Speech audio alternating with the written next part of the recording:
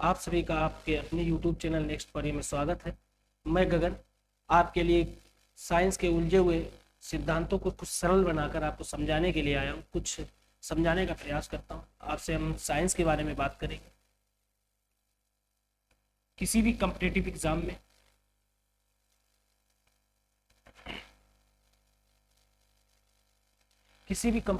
में 30 से 40% portion science cover करता है, जिसमें से साइंस में अगर हम बात करें जनरली फिजिक्स, केमिस्ट्री और बायोलॉजी।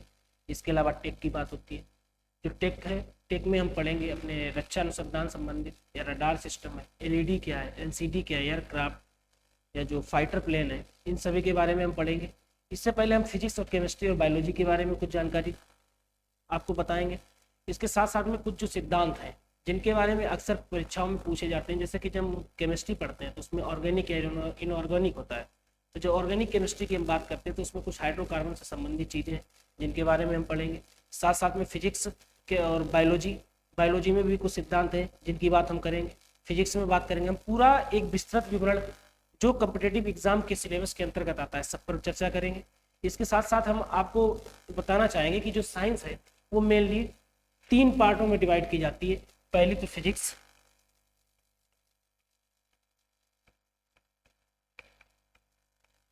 दूसरी केमिस्ट्री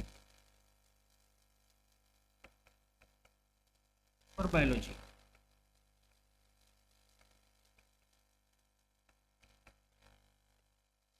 कुछ लोगों का अपना मत है, उनका कहना है कि जो फिजिक्स और केमिस्ट्री है इसको हम फिजिकल साइंस में पढ़ते हैं, जो बायोलॉजी है इसको हम लाइफ साइंस में। इसके अलावा हम लोगों ने सुना होगा जो पेडोलॉजी होती है या एस्ट्रोनॉमी होती है, जियोलॉजी होता है, ओशिनोलॉजी होता है, समुद्र का अध्ययन वगैरह, या पृथ्वी पे कई ऐसी चीज हैं जिनका हम अध्ययन करते हैं। तो उन्होंने बताया कि इन सभी का अध्ययन अर्थ साइंस के अंतर्गत करते हैं।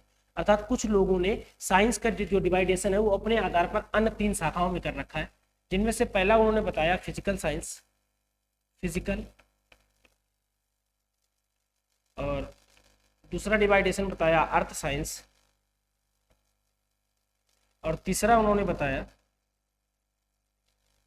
फिजिकल साइंस, अर्थ साइंस और लाइफ साइंस। फिजिकल साइंस को ही उन्होंने फिजिक्स और केमिस्ट्री में डिवाइड किया। उन्होंने बताया किसी भी पदार्थ के स्वरूप, उसका आकार कैसा है, उसकी पीएचसी 3 क्वालिटी बताई, प्रॉपर्टी, स्ट्रक्चर और कंपोनेंट। उन्होंने इन दोनों के लिए 3 क्वालिटी बताई। पीएससी प्रॉपर्टीज मतलब उनका गुण, उनका रंग, उनकी संरचना, स्ट्रक्चर मतलब संरचना, कंपोनेंट किन किन यौगिकों से मिलकर बने। तो उन्होंने बताया किसी भी पदार्थ की जो फिजिकल प्रॉपर्टी या किसी भी तत्व या किसी भी यौगिक की जो फिजिकल प्रॉपर्टी है जिनकी हम बात करते हैं, तो इसके लिए उन्होंने फिजिकल साइंस, जिसमें से 2 रूपों में डिवाइड की, फिजिक्स और केमिस्ट्री में। जो जनरल किसी भी किताब या कहीं भी आप पढ़ेंगे तो उसमें फिजिक्स, केमिस्ट्री, बायोलॉजी 3 डिवाइडेशन होते हैं। लेकिन कुछ लोगों ने अपने अपने मत के अनुसार फिजिकल साइंस में फिजिक्स और केमिस्ट्री को रखा। जब अर्थ साइंस की बात करते हैं तो अर्थ साइंस में उन्होंने समुद्रों के अध्ययन को, जैसे ओशिनोलॉजी है, खगोल विज्ञान के अध्ययन को एस्ट्रोनॉमी बताया, एस्ट्रोनॉमी, इसको अर्थ साइंस या ओशिनोलॉजी। इसके अलावा पेडोलॉजी, मिट्टी का अध्ययन, कई चीजों के बारे में बताया जो पृथ्वी से संबंधित थी या उसकी संरचना से संबंधित थी या उसके घटक कणों की बात करती थी, उनको उन्होंने अर्थ साइंस के अंतर्गत रखा। हम इन पर भी बात करेंगे, एस्ट्रोनॉमी क्या है, ओशिनोलॉजी क्या है। अभी हम इनका जनरल इंट्रोडक्शन देख रहे हैं। इसके बाद हम लाइफ साइंस की बात करते हैं। तो उन्होंने लाइफ साइंस को 3 भागों में डिवाइड किया। उन्होंने कहा जंतु विज्ञान, जो जीवित चीजों के बारे में पढ़े, चाहे वो मनुष्य हो, ह्यूमन बींग्स हो या एनिमल्स हो, उन सभी के बारे में जो पढ़े उसको जूलॉजी बताया, या बायोलॉजी। बायोलॉजी को उन्होंने 2 भागों में बांटा, जूलॉजी। लाइफ साइंस को बायोलॉजी का, इसमें जूलॉजी, जो जंतु विज्ञान या जीवित चीजों के बारे में बात करें, जैसे कि कोई पशु है या मनुष्य है, इनके संरचना या इनकी दवाई या इनकी जो स्वास्थ्य संबंधित चीजें उनके बारे में बात करें, इनकी जैविक क्रियाओं के बारे में बात करें, उसका अध्ययन जूलॉजी के अंतर्गत किया।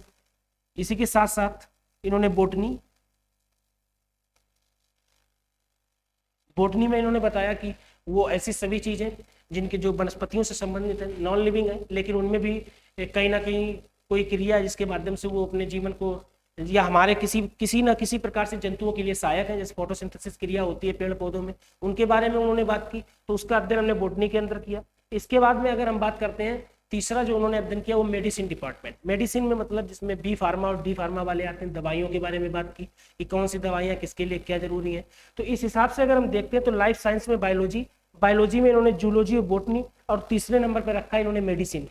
इसके बाद जूलॉजी है, तो अगर हम आजकल की भाषा में देखें तो जूलॉजी जो हम लोग डॉक्टर देखते हैं, जो बोटनी वगैरह होते हैं ये कृषि वैज्ञानिक होते हैं।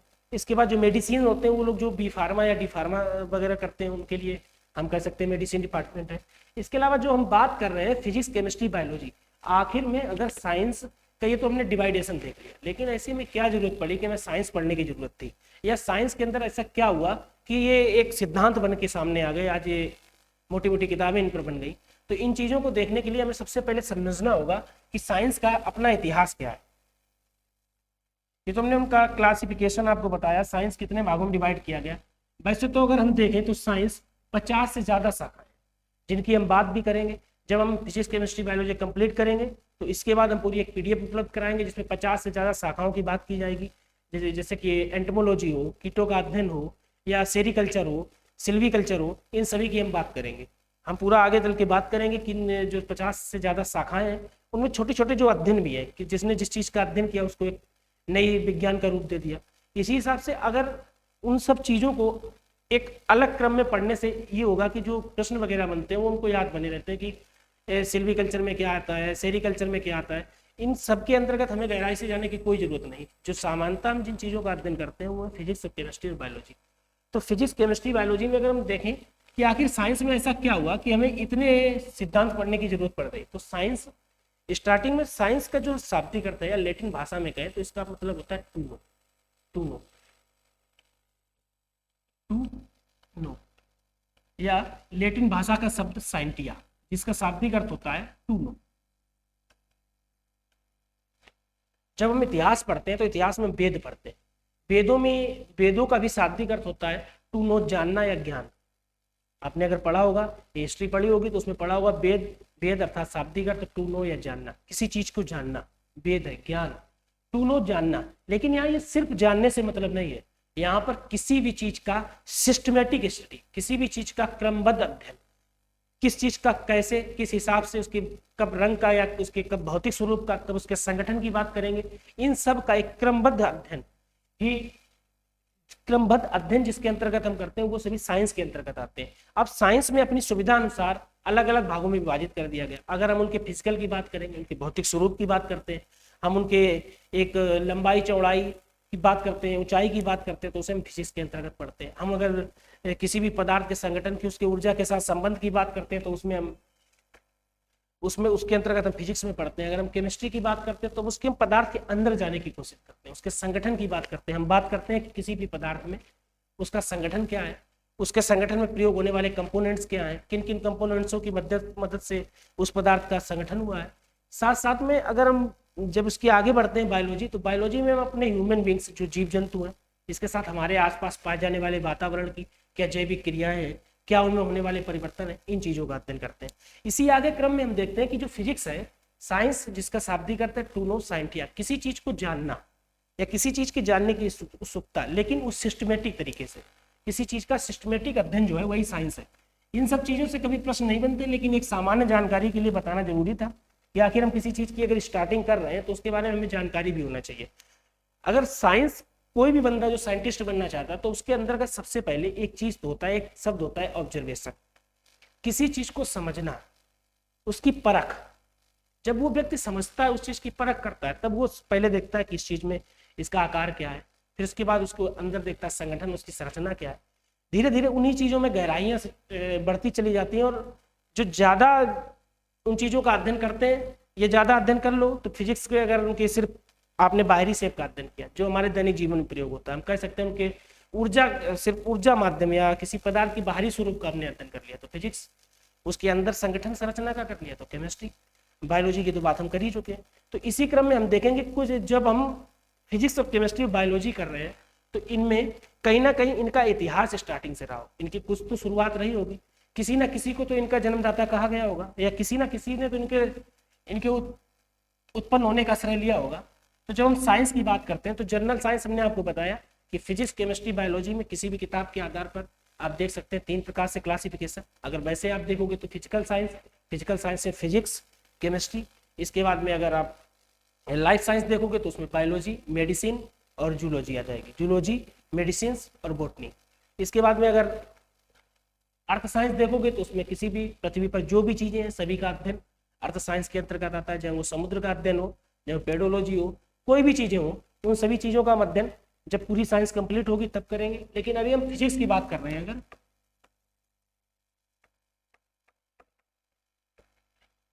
या केमिस्ट्री, जो हमने जनरल इंट्रोडक्शन देखा था उसी पे हम देखते हैं, थोड़ा बेसिक इनके बारे में ले लेते हैं। इसके बाद में हम आगे बढ़ेंगे। हम 30 से 40% किसी भी कॉम्पिटेटिव एग्जाम का 30 से 40% जो जीएस का सिलेबस होता है वो फिजिक्स, केमिस्ट्री, बायोलॉजी तीनों साथ में टेक लगभग कवर कर लेते हैं। तो हम यहाँ से केमिस्ट्री से शुरुआत करेंगे क्योंकि कुछ दिनों से देखा गया कि केमिस्ट्री के क्वेश्चन ज्यादा पूछे जाते हैं, तो हम केमिस्ट्री से शुरुआत करेंगे। लेकिन उससे पहले थोड़ा जनरल इंट्रोडक्शन, क्योंकि जब हम ये चीजें अलग अलग पढ़ते हैं तो जब कभी पूछी जाती हैं तो हम उनमें कंफ्यूज हो जाते हैं। तो हमें एक बार एक साथ इनके फादर कौन है, कि फिजिक्स के जन्मदाता, केमिस्ट्री के, बायोलॉजी के, एक साथ देख लेंगे। फिर इसके बाद जिस टॉपिक को हम पढ़ेंगे उसके बारे में विस्तृत जानकारी आगे आगे लेते चलेंगे। तो केमिस्ट्री पढ़ेंगे तो केमिस्ट्री पूरी बात करेंगे दोबारा से, फिजिक्स पढ़ेंगे तो फिजिक्स पर फिर से बात करेंगे, जब बायोलॉजी पढ़ेंगे तो बायोलॉजी पर फिर से बात करेंगे। अभी हम फिजिक्स, केमिस्ट्री, बायोलॉजी का नॉर्मल इंट्रोडक्शन देखेंगे। जो फिजिक्स है, फिजिक्स को 2 भागों में विभाजित किया गया। फिजिक्स को 2 भागों में विभाजित किया गया, एक एंशिएंट फिजिक्स, एक मॉडर्न फिजिक्स। मॉडर्न फिजिक्स को ही एटॉमिक फिजिक्स कहा जाता है, मॉडर्न फिजिक्स को एटॉमिक फिजिक्स कहा जाता है, एटॉमिक फिजिक्स। जो एंशिएंट फिजिक्स है, एंशिएंट फिजिक्स में एंशिएंट फिजिक्स और मॉडर्न फिजिक्स,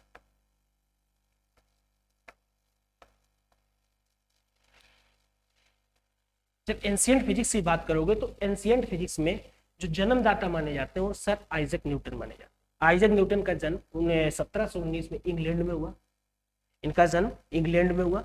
इन्होंने कई एंशिएंट फिजिक्स में सिद्धांत दिए, करीब 20 से 25 सिद्धांत दिए। लेकिन इनकी लोकप्रियता का सिरे एक्चुअली में जो न्यूटन थे वो एस्ट्रोनॉमिकल भी थे, फिलोसफर भी थे, मैथमेटिशियन भी थे, फिजिक्स भी पढ़ते थे, पढ़ाते थे। तो कहीं ना कहीं वो कई चीजों में थे। लेकिन उनके जो सबसे ज्यादा उनकी प्रसिद्धि का जरिया था वो सार्वत्रिक गुरुत्वाकर्षण का सिद्धांत, जो उन्होंने फिजिक्स में दिया था। हमने पढ़ा भी था, 12वीं में भी पढ़ा, 10वीं में भी पढ़ा है, बराबर G(m1 m2 /r²।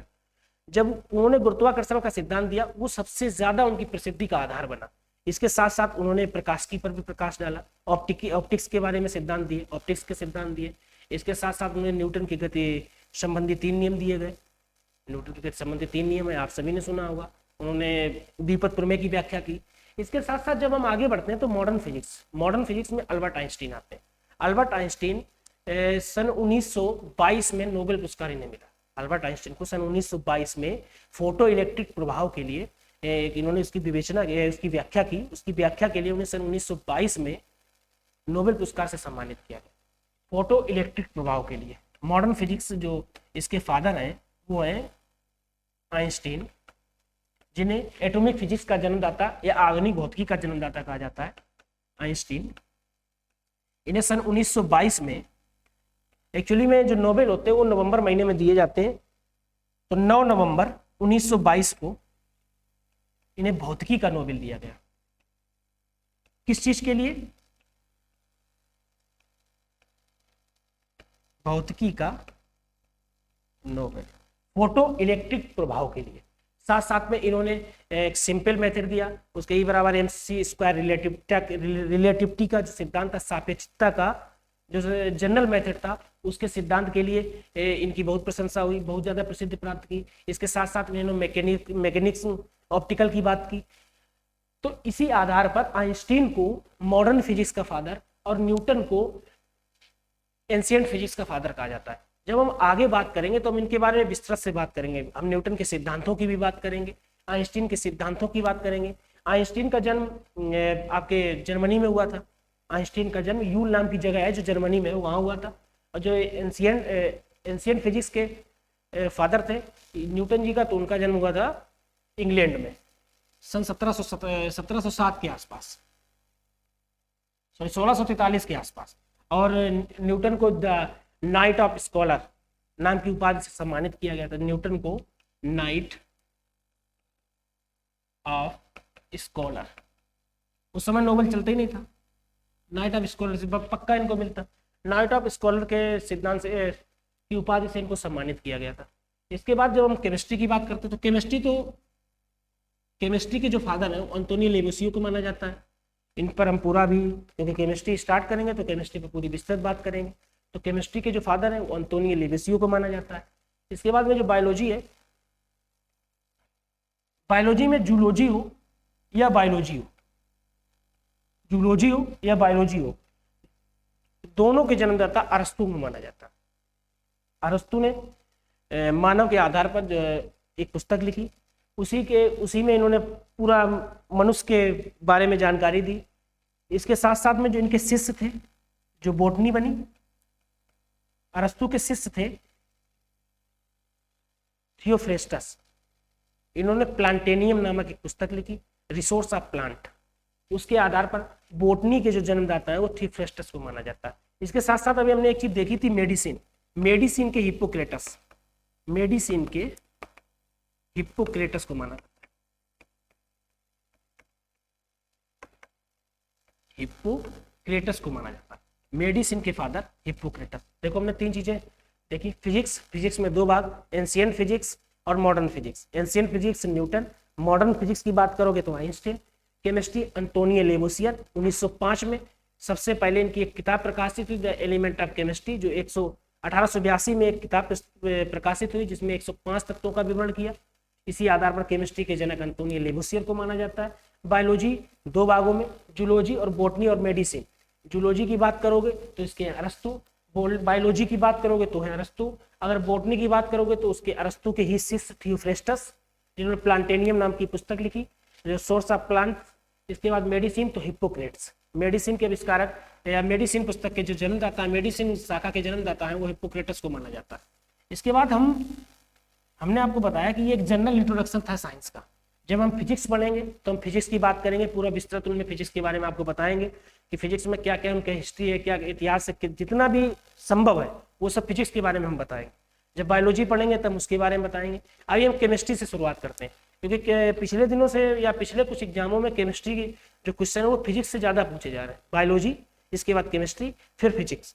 केमिस्ट्री वही करीब 15 से 18 क्लास में आपकी कंप्लीट होगी, 15 या 17 क्लास में कंप्लीट हो जाएगी, क्योंकि कुछ चीज़ें हैं जो अभी एनटीपीसी वगैरह के एग्जाम चल रहे हैं, इनमें जो क्वेश्चन बनेंगे उनको भी कराएंगे तो 17 से 18 क्लास लगेंगी। वैसे 15 क्लासों में केमिस्ट्री कंप्लीट हो जाएगी। लेकिन हम केमिस्ट्री, हमने बताया कि जब हम किसी भी चीज़ की शुरुआत करेंगे तो उसका थोड़ा इतिहास लेकर चलेंगे, उन चीज़ों को हम अपने आप से जोड़कर चलेंगे। हम देखेंगे कि केमिस्ट्री में क्या सिर्फ जो एंटोनियो लेवोसियर थे, जो फ्रांस के रहने वाले थे, फ्रांस की जब क्रांति हुई थी तो उस समय ये वहाँ के शासक थे, तो ये एक राजशाही परिवार से थे, तो ये वहाँ लोकतंत्र के समर्थक नहीं थे। इनके वहीं मृत्युदंड दिया गया था, जो लेवोनियन करके वहाँ का क्रांतिकारी था, उसके द्वारा जब उसने वहाँ पर विजय प्राप्त की। इसके बाद जो केमिस्ट्री के जन्मदाता माने जाते हैं केमिस्ट्री के, एंटोनियो लेवोसियर या लेवोसियर, तो इन्होंने क्या किया जो इनको केमिस्ट्री का फादर कहा। एक्चुअली में इन्होंने 105 तत्वों से संबंधित एक पुस्तक द एलिमेंट ऑफ केमिस्ट्री लिखी। 105 तत्व के बारे में जानकारी देने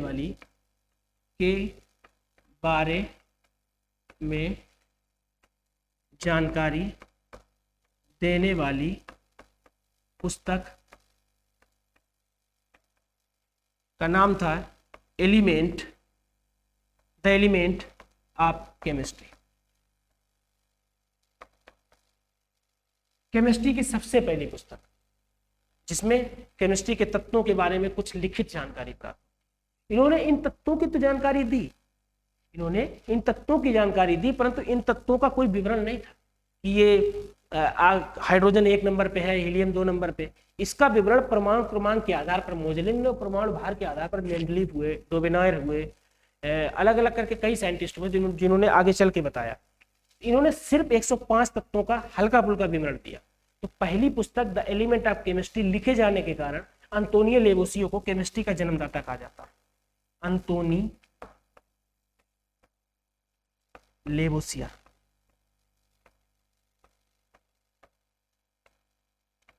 इन्होंने पुस्तक तो लिख दी और ये फादर ऑफ केमिस्ट्री भी कहलाए, लेकिन अगर केमिस्ट्री को एक अलग शाखा के रूप में आपको देखना, केमिस्ट्री को अलग शाखा के रूप में अध्ययन करने का अगर श्रेय किसी को दिया जाता है वो रॉबर्ट ब्रायल। रॉबर्ट ब्रायल, ये दो साइंटिस्ट हैं जो अक्सर पूछे जाते हैं। कभी कभी क्या होता है, इनका नाम दे देता है, लोवेसियर का देते ही नहीं। ब्रायल, रॉबर्ट ब्रायल, ये केमिस्ट्री को एक अलग शाखा के रूप में निर्धारित करने के लिए जाने जाते हैं। रॉबर्ट ब्रायल ने केमिस्ट्री को एक अलग शाखा के रूप में निर्धारित किया। अब अगर हम केमिस्ट्री की बात कर रहे हैं तो केमिस्ट्री में कुछ इसके सिद्धांत देख लेते हैं। इसके बाद हम जब आगे केमिस्ट्री पढ़ेंगे तो हम बात करेंगे अगले वीडियो में केमिस्ट्री में जिन जिन टॉपिकों की बात करेंगे, केमिस्ट्री के टाइप की बात करेंगे, हम बात करेंगे किन किन टॉपिक जो इंपॉर्टेंट टॉपिक है, उतने ही टॉपिक हम पढ़ेंगे जो किसी कॉम्पिटिटिव एग्जाम में पूछे जाते हैं, उनसे संबंधित हम क्वेश्चन भी देखेंगे, साथ साथ में उनकी आपको पीडीएफ भी उपलब्ध होगी। अभी हम केमिस्ट्री में बात करें तो केमिस्ट्री को एक कीमिया, मिस्र में जो काली मिट्टी होती है उसे कीमिया कहा जाता है। मिस्र की काली मिट्टी या कीमिया के आधार पर ही केमिस्ट्री को कीमिया कहा गया, या कीमिया को जो काली मिट्टी का अध्ययन था उसे केमिस्ट्री कहा गया। इसे वहां पहले केमिस्ट्री नहीं कहा जाता था, वहां उसे कीम टीचिंग कहा जाता था। कीम टीचिंग, काली मिट्टी के अध्ययन को कीम टीचिंग कहा गया, जो बाद में संशोधित होकर केमिस्ट्री बना। कीम टीचिंग या मिस्र की काली मिट्टी कह सकते हो कीमिया। केमिस्ट्री का शाब्दिक अर्थ कीमिया है, जिसका शाब्दिक अर्थ होता है काली मिट्टी। इसके अध्ययन को कीम टीचिंग कहते थे, जो आगे चलकर संशोधित होकर केमिस्ट्री कहलाया। केमिस्ट्री के इतिहास के संबंध में भारतीयों का क्या योगदान है, तो कुल मिलाकर जब हम केमिस्ट्री पढ़ते हैं तो एक पहला जो लिखित साक्ष्य माना जाता है, जो फादर माना जाता है, वो तो अंतोनी लेवेसियो को ही माना जाता है। लेकिन भारतीयों का कहीं ना कहीं कुछ ना कुछ योगदान जरूर रहता है, अगर नहीं होता तो खुद से बना लेते। उन्होंने बताया कि जो प्लेटो और कोपरनिकस वगैरह हुए, इन्होंने बताया कि संसार 4 मूल तत्वों से मिलकर बना है। संसार 4 मूल तत्वों से मिलकर बना है। बोले पृथ्वी, बोले ठीक। दूसरा जल, बोले ठीक। तीसरा वायु, चौथा अग्नि, या कह सकते हो ज्वाला। प्लेटो और जो कोपरनिकस थे उन्होंने बताया कि संसार 4 मूल तत्वों से मिलकर बना है, पृथ्वी, जल, वायु और अग्नि। हमारे वेदों में भी लिखा है, ठीक है। अब उन्होंने इसको केमिस्ट्री से कैसे जोड़ा, देखो जब केमिस्ट्री का सिद्धांत दिया गया तो वहां पर उसके संगठन की बात हुई, उसके संरचना की बात हुई। केमिस्ट्री को समझने के लिए सबसे जो नॉर्मल चीज है वो PSC, जो अभी हमने जब हमने फिजिकल साइंस की बात की तब हमने बताया था PSC, प्रॉपर्टीज, स्ट्रक्चर, कंपोनेंट, उसके घटक कण, उसकी संरचना और उसके गुण। किसी भी पदार्थ के गुण, उसके संगठन और उसके संगठन में प्रयोग होने वाले जो कंपोनेंट्स हैं, जो तत्व हैं, जो अणु हैं, उनका अध्ययन ही केमिस्ट्री है। किसी पदार्थ के संगठन, संरचना, उसके गुणों का अध्ययन केमिस्ट्री है। तो इन्होंने बताया कि 4 जो संसार है या पृथ्वी जो है वो 4 मूल तत्वों से मिलकर बनी है। बोले कौन कौन से, पृथ्वी, जल, वायु और अग्नि। तो उन्होंने कहा भाई इससे केमिस्ट्री से क्या संबंध है संबंध, बोले बताओ। तेरे एक नम हरी लकड़ी लो, आप कहते हो कि नम हरी लकड़ी लो क्योंकि आप बार बार ज्वाला, वाष्प, वायु, धुआं का प्रयोग करते हो, कह हाँ लिए। नम हरी लकड़ी को आप जलाओ, जब आप जलाओगे तो उससे जो धुआं उठेगा, जो उससे धुआं उठेगा वही तो, जो धुआं उठा वही तो वायु है। बढ़िया। जो राख बची वही तो पृथ्वी है, जो स्थूल बचा।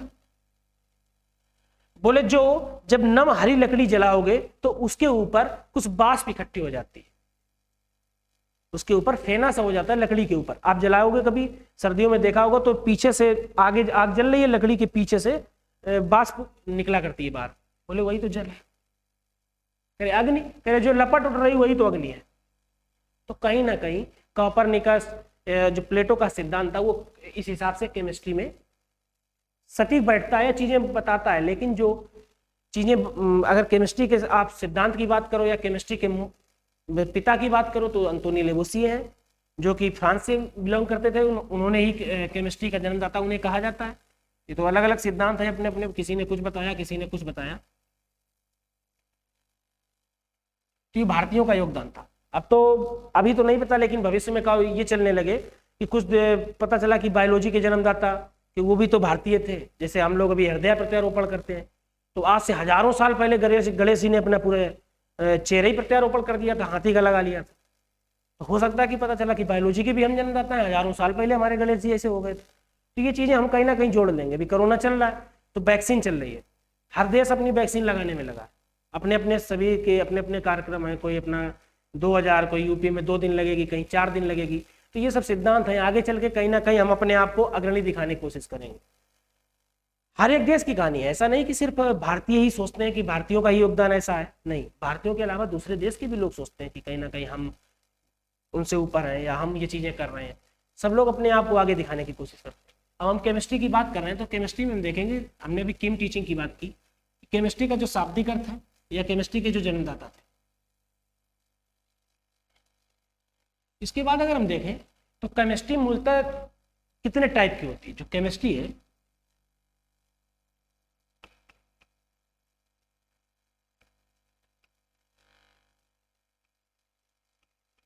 हम 3 टाइप में डिवाइड करेंगे। अगर आप वैसे देखो तो केमिस्ट्री कई किताबों में लिखा रहता है, ऑर्गेनिक, इनऑर्गेनिक, फिर लिखा होगा एनालिटिकल फिजिक्स, विश्लेषी रसायन, जैसे प्रयोगशालाओं में प्रयोग होती है।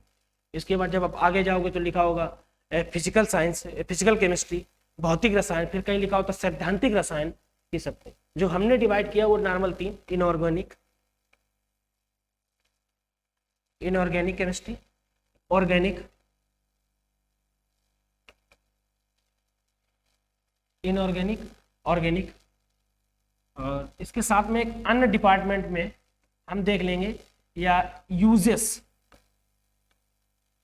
के आधार पर केमिस्ट्री, इनऑर्गेनिक, ऑर्गेनिक और प्रयोग के आधार पर केमिस्ट्री। ये प्रयोग के आधार पर कैसे, मेडिसिन के क्षेत्र में हो सकती है, कृषि के क्षेत्र में हो सकती है, दैनिक जीवन में भी हो सकती है। जब हम दैनिक जीवन में बात करेंगे तो दैनिक जीवन में रसायन जो प्रयोग होती है, तो उनमें चाहे वो ईंधन हो या हमारे चेहरे पे लगाए जाने वाले फेस वॉश में चारकोल फेस वॉश हो, इसके अलावा जो सौंदर्य प्रशासन के यंत्र होते हैं, क्रीमें होती हैं, फेयर एंड लवली वगैरह, तो ये जो चीजें हैं इनका तो पूरा एक चैप्टर पढ़ेंगे। लेकिन जब हम यूजेस में पढ़ेंगे तो हम कृषि क्षेत्र में और मेडिसिन के क्षेत्र में इन चीजों को हम अभी साथ साथ देखते हुए चलेंगे। बिल्कुल अभी जब हम ऑर्गेनिक और इनऑर्गेनिक की डिफिनेशन देंगे तो हम आपको कृषि क्षेत्र के बारे में जरूर बताएंगे, क्योंकि कृषि क्षेत्र के बारे में आगे डेली यूजेस में हम बता नहीं पाते हैं, या कुछ चीजें हो जाती हैं जो डेली यूजेस में इतनी चीजें बढ़ जाती हैं कि ईंधन भी पढ़ना है, विस्फोटक भी पढ़ना है, कांच भी पढ़ना है, तो चीजें फिर वहां छूटने लगती हैं। तो अभी जब हम यूजेस में पढ़ेंगे तो कृषि क्षेत्र में प्रयोग होने वाले जो रसायन है उनकी हम बात कर लेंगे। इसके बाद ऑर्गेनिक केमिस्ट्री क्या है। ऑर्गेनिक केमिस्ट्री ऐसे सभी या कार्बनिक रसायन जो कार्बन या उसके अपरूपों से मिलकर बने होंगे, वो सभी कार्बनिक रसायन के अंतर्गत पड़ा। क्या है आगे देखेंगे। लगभग सभी जितने जीवित हैं सभी कार्बनिक का ऑर्गेनिक केमिस्ट्री के अंतर्गत आते हैं। जब इनऑर्गेनिक की बात करते हैं, ऐसे सभी जो अकार्बनिक है या जो कार्बन से नहीं मिलकर बने, इसके अलावा जो तत्व पाए जाते हैं, जैसे जीवाश्म जो कार्बन या उसके अपरूप से मिलकर नहीं बने, इनका विस्तृत हम आगे अध्ययन करेंगे। जब अभी हम यूजेस के आधार पर देखते हैं तो अभी हम देखेंगे केमिस्ट्री जो हमारे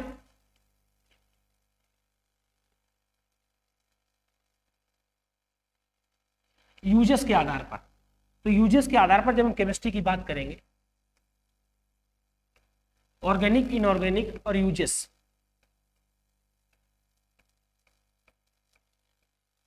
यूजेस में हम देखेंगे कृषि क्षेत्र में, क्योंकि इससे क्वेश्चन हूबहू बना है कि ज्यादा सरल है क्वेश्चन, कोई कठिन नहीं कि नाइट्रोजन यूरिया में कितने % नाइट्रोजन पाई जाती है।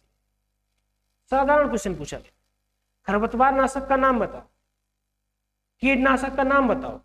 इस टाइप से क्वेश्चन किसी क्षेत्र में पूछेंगे, बिल्कुल साधारण से। इसके बाद जब हम औषधि क्षेत्र में,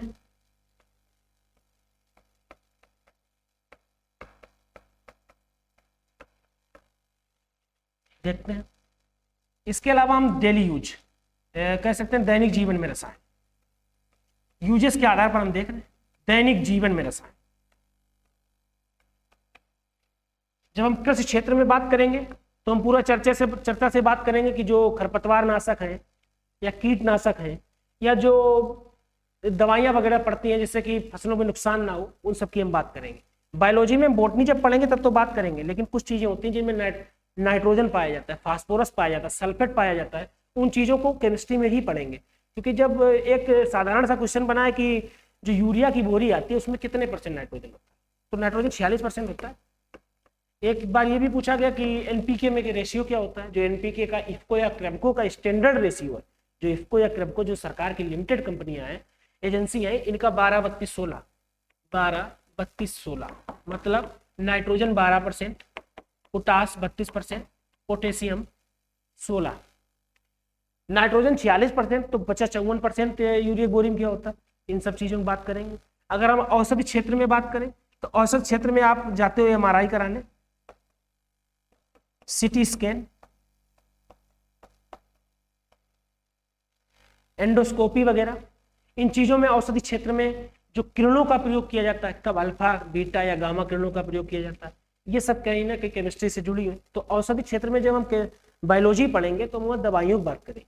लेकिन अगर कोई चीज जो केमिस्ट्री से संबंधित है या किरणें हैं, जैसे अल्फा है बीटा है, उनकी वेदन क्षमता है, तो जो केमिस्ट्री से संबंधित है तो उसमें हम यही देखेंगे। एमआरआई हो, सिटी स्कैन हो, एंडोस्कोपी हो, इसके अलावा कई एक्सरे वगैरह हैं, इनमें किन किरणों का प्रयोग किया जाता है। दैनिक जीवन में रसायन की जब आप बात करोगे तो दैनिक जीवन में रसायन में सबसे पहला आता है ईंधन। ईंधन, द्रव ईंधन, ठोस ईंधन और गैसीय ईंधन, इन तीनों ईंधनों की बात करेंगे। हम बात करेंगे ये ईंधन जो पोर्शन है एक्चुअली में हाइड्रोकार्बन में भी पढ़ा जाएगा।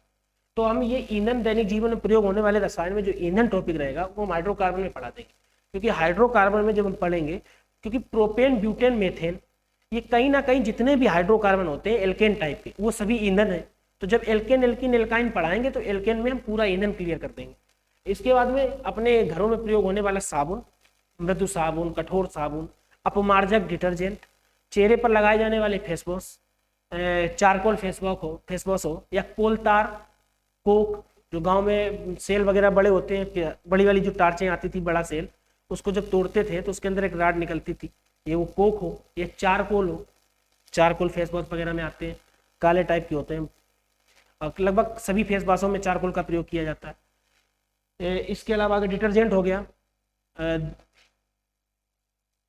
आपका ये काजल, कोहेसिव, एडेसिव फोर्स, ससंजक, आसंजक बल, जितने की सौंदर्य आसन, सौंदर्य संसाधन से संबंधित चीजें हैं, वो सभी दैनिक जीवन में रसायन, जितनी के कांच है, जल जो हम दैनिक जीवन में प्रयोग करते हैं, जल वैसे अब बात करेंगे तो जल एक अणु है, तो हम केमिस्ट्री में बात करेंगे जब परमाणु अणु तब तो बताएंगे, लेकिन जल भी होते हैं, हाइड्रोजन पेरोक्साइड हो, भारी जल हो, मृदु जल हो, जो भी जल है उनकी सबकी बात करेंगे। आज हमने केमिस्ट्री के बारे में उसका इतिहास देखा, सिर्फ हमने ये देखा कि केमिस्ट्री किन किन भागों में हम किन किन तरीके से बात करेंगे, कार्बनिक हो या कार्बनिक हो। अगली क्लास में हम केमिस्ट्री में टॉपिक वाइज देखेंगे कि हम पहले किस टॉपिक, पदार्थ पढ़ेंगे, फिर परमाणु पढ़ेंगे, फिर मेंडलीव की आवर्त सारणी की बात करेंगे। इसके बाद हम क्षार लवण, हाइड्रोकार्बन, ऑक्सीडेशन, रिडक्शन के आगे के करके केमिस्ट्री का ही इलेक्ट्रोकेमिस्ट्री हो, सब आगे बढ़ते चले जाएंगे। फिर दैनिक जीवन में प्रयोग होने वाली केमिस्ट्री, इन सभी की हम बात करेंगे। आज के लिए इतना ही, और आज के बाद जो अगली क्लास होगी उसमें हम आपको पहले टॉपिक के बारे में बताएंगे, जो 15 से 16 जितने भी टॉपिक हैं, इसके बाद में हम वहीं से अगले टॉपिक की शुरुआत कर देंगे।